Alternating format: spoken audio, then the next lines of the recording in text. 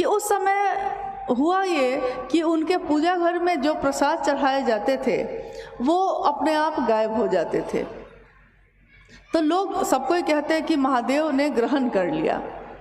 ये बात कमरे से बाहर भी अब फैलने लगी।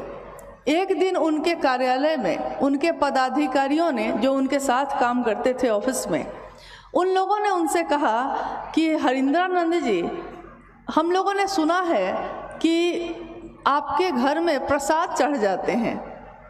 तो इन्होंने कहा कि मैंने तो आपको नहीं कहा ये कभी, अगर चढ़ता है तो सौभाग्य है मेरा, लेकिन मैंने तो आप लोग को नहीं कहा ये। उन पदाधिकारियों ने कहा इनसे कि घर में जो प्रसाद चढ़ता है क्या पता प्रेत खाते होंगे, कोई भूत प्रेत आता होगा, वो खाता होगा। साहब इस पे भी कुछ नहीं बोले। फिर थोड़ी देर बाद दूसरे पदाधिकारी ने कहा कि अगर ये बात सत्य है कि महादेव आपके यहाँ प्रसाद ग्रहण करते हैं, तो हम लोग ये कहते हैं आपको कि यहाँ सिंहेश्वर मंदिर है, शिव का मंदिर मधेपुरा में। तो उस मंदिर में अगर आप प्रसाद खिला देंगे तो हम समझेंगे कि हाँ महादेव प्रसाद खाते हैं। साहब ने कहा कि क्या पता वहाँ भी भूत प्रेत खाएंगे। तब लोगों ने कहा कि नहीं नहीं, वहाँ कैसे खाएंगे, वो मंदिर तो श्रृंगी ऋषि के द्वारा स्थापित है, तो जो इतने बड़े ऋषि के द्वारा स्थापित मंदिर है उसमें तो प्रेत नहीं जाएंगे। कानों कान लोगों तक ये बात फैल गई और काफ़ी भीड़ वहाँ इकट्ठी हो गई। जब भीड़ वहाँ बहुत ज़्यादा बढ़ गई और पुजारी पुरोहित सब कोई जमा हो गए, प्रसाद की थाली जब वहाँ चढ़ाई गई और बाद में दरवाजे को बंद किया गया और फिर खोला गया, तो उसमें से काफ़ी मिठाइयाँ, लगभग 15 रसगुल्ले नहीं थे, बाकी जो बचे थे वो लगता था कि 2 भाग में उसको काट दिया गया है, एकदम बराबर बराबर बटे हुए। पूरा मंदिर का परिसर लोगों से भरा हुआ था। और ये प्रसाद चढ़ाते समय साहब कहते हैं कि जब मैंने वो प्रसाद चढ़ाया था मैं कुछ भी नहीं जानता था, मैं कोई कर्मकांड नहीं जानता था, मैंने किसी मंत्र का जप नहीं किया, मुझको आता ही नहीं था। मुझको आता क्या था, कुछ भी नहीं। साधना उपासना करके तो थका हुआ मन था मेरा, तो मैं और क्या करता। लेकिन उन्होंने कहा कि जब मैं चारों तरफ लोगों से घिरा हुआ था और सारे लोग मेरी तरफ देख रहे थे कि आज देखते हैं कि प्रसाद चढ़ता है कि नहीं, मेरा मन हताश होकर कातर भाव से उस शिव को कह बैठा कि बुढ़ऊ इज्जत रखिया। उन्होंने कहा कि मैंने प्रसाद का पात्र, प्रसाद की थाली महादेव के शिवलिंग के पास रखकर बस इतनी ही याचना की, दया मांगी अपने गुरु से कि महादेव इज्जत रख लीजिएगा। उन्होंने कहा कि मैंने अपने कातर मन से ये प्रार्थना की और मैं बाहर निकल के चुपचाप खड़ा हो गया। थोड़ी देर बाद, 2 ही मिनट बाद जब दरवाजे को खोला गया तो प्रसाद ग्रहण हो चुका था। पूरा परिसर हर हर महादेव के नारे से गूंज गया और लोगों ने देखा कि ये कौन है जो देखने में तो सामान्य लग रहा है, एकदम सामान्य वेशभूषा थी, पैंट शर्ट पहने हुए थे, वो मजिस्ट्रेट थे उस जिले के। और इस घटना का ये असर हुआ कि लोगों के मन में ये प्रभाव डाल गया कि शिव से सिर्फ हम पूजा ही नहीं करते हैं, कामनाओं की पूर्ति भी हमारी होती है। लेकिन साहब हरिंद्रानंद जी के मन में ये बात नहीं थी कि मेरे जीवन में जो चमत्कार घटे हैं मैं उनको लोगों को दिखाऊं। उनके मन ने ये समझा कि आज पूरी दुनिया के लोग, जिसमें सामान्य से अति सामान्य लोग रहते हैं, गरीब से गरीब लोग रहते हैं, उनका कौन है, कोई नहीं।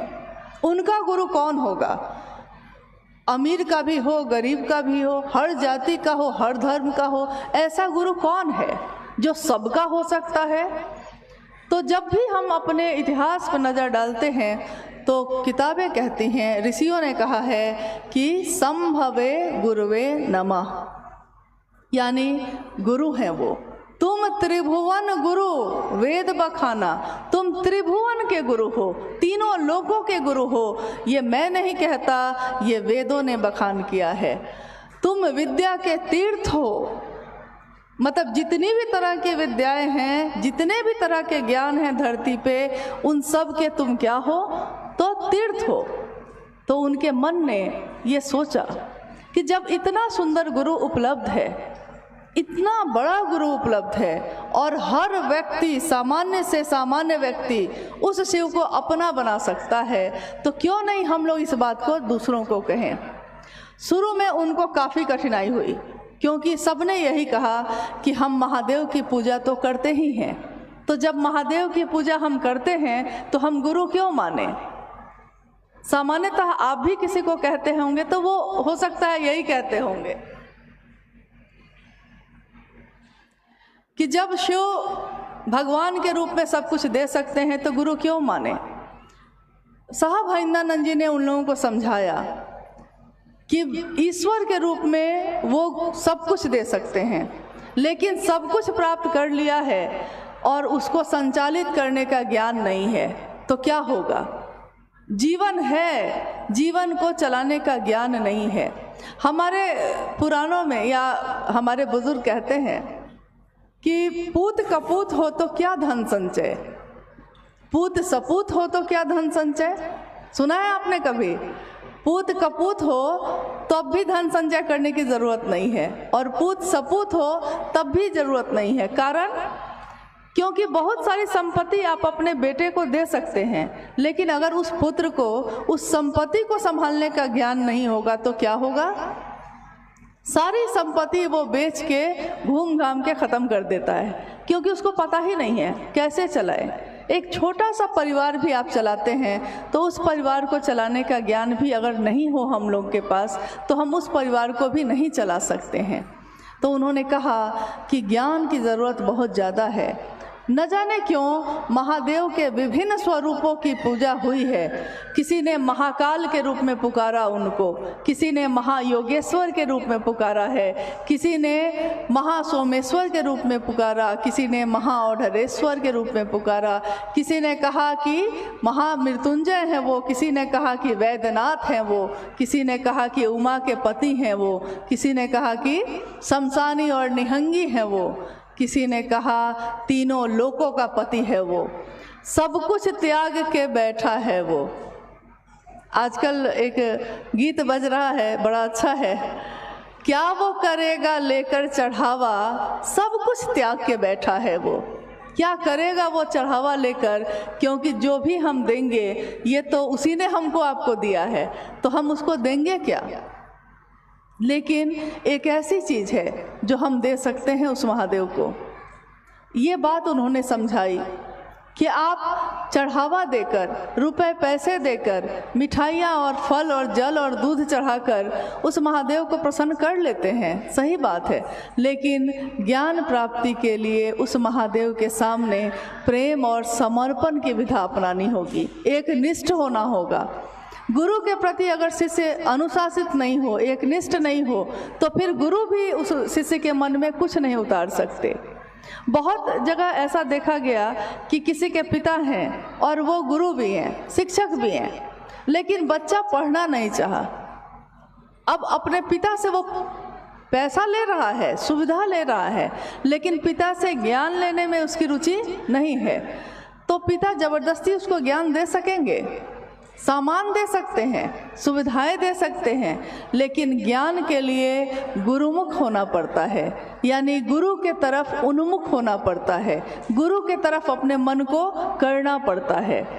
तीन सूत्र आप सुन रहे हैं। मुझको नहीं पता कि आपने तीन सूत्र के बारे में क्या जाना है, लेकिन जितना भी हम लोग के पास समय अभी है उसमें उसको स्पष्ट करना चाहती हूँ कि शिव को गुरु जब हम मानते हैं, मेरा मन, शिव को गुरु मानने में दीक्षा की कोई परंपरा नहीं है। ऐसा नहीं है कि कोई मंत्र दिया जाता है या फिर कोई साधना उपासना बताई जाती है, ऐसा कुछ भी नहीं है। मात्र एक विचार, मात्र एक सोच कि शिव मेरे गुरु हैं, मैं शिव का शिष्य हूँ, मुझ शिष्य पर दया कर दीजिए।